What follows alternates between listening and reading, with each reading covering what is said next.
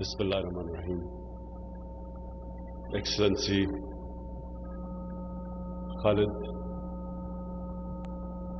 my friend, Minister of Investment, someone who I've always had great love and respect for because of the way you have treated Pakistanis throughout.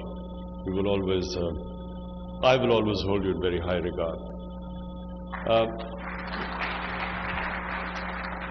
Members of Pakistani business community and especially the Saudi business community, let me first say one thing.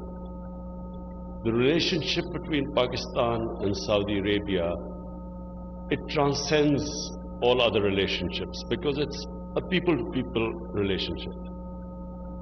It's a relationship where whichever government comes in Pakistan or goes, every government will always want to have this special tie with Saudi Arabia. And it's for two reasons. One, of course, because of the two holy mosques. We are tied to Saudi Arabia. But secondly, because Saudi Arabia has stood with Pakistan always in our most difficult moments, which we will never forget.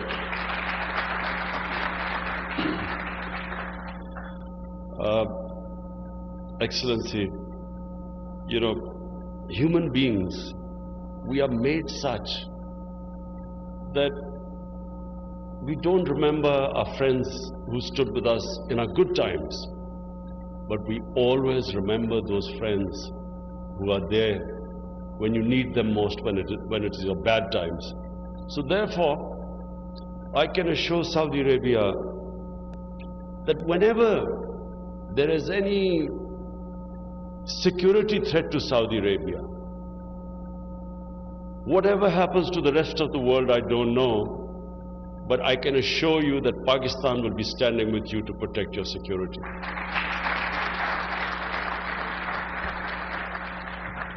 I've been coming to Saudi Arabia for 30 years, and I've seen it change under the leadership, the dynamic leadership of the Crown Prince. I've seen the difference. He's someone who has passion. He has passion for change, for the future of Saudi Arabia. And I see that. Pakistan is also changing.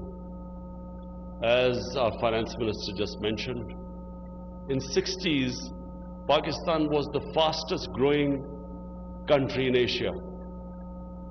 Pakistan was the country that was getting industrialized the fastest. We had institutions which were stronger than institutions in all of Asia. Just to give you an example, our airline, PIA, was one of the best airlines in the world. It created about 5-6 airlines.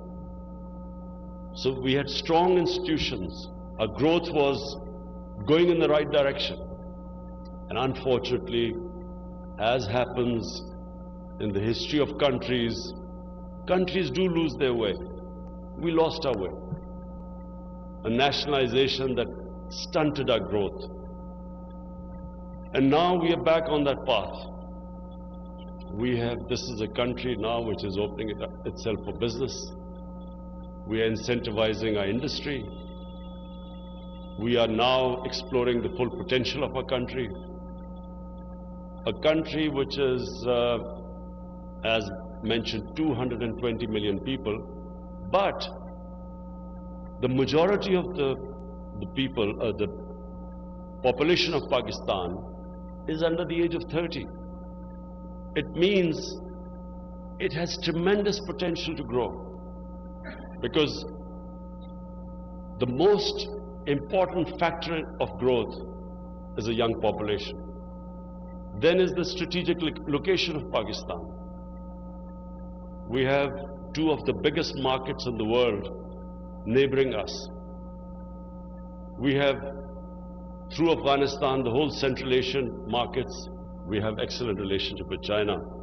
But if somehow we improve our relationship with India, I know after last night's thrashing by Pakistan team in the cricket match, it's not a very good time to talk about improving relationship with India. But I'm imagining that if somehow we resolve, and there is only one issue between us, and that is the issue of Kashmir. And if, like two civilized neighbors, we can resolve this issue. And it's all about human rights and the rights. The right of the people of Kashmir for the self-determination, a right was guaranteed by the United Nations Security Council to the people of Kashmir 72 years ago. So if that right could be given to them, we have no other problems. The two countries can live as civilized neighbors, but more, just imagine the potential.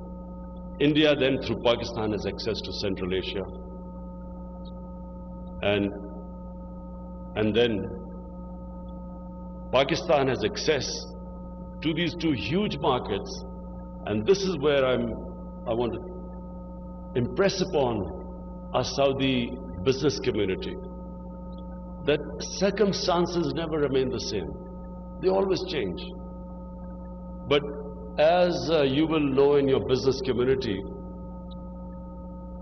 the most successful business people are always the ones who have that ability to look ahead and take the risk. The ones who go on the trodden path never really become outstanding in any field, let alone business. So it's that ability, that fearlessness to look ahead. And if you look ahead, Pakistan is in that strategic location where it opens the doors everywhere. And what more would we want than our Saudi brothers to benefit from Pakistan's location and the potential the country affords. The two projects mentioned, one is the Ravi city, a whole new city we are trying to build. We are just in the process now of bidding has started. Investors are coming in. But this is a great time to enter into the Ravi city project, which is a new city. And then the Central Business District, which is again in the middle of Lahore. And Lahore, by the way, has a population now almost of 15 million people. So it is ripe for investment in both these projects. There's another project which later on our Minister of Energy will be speaking to Aqua Power.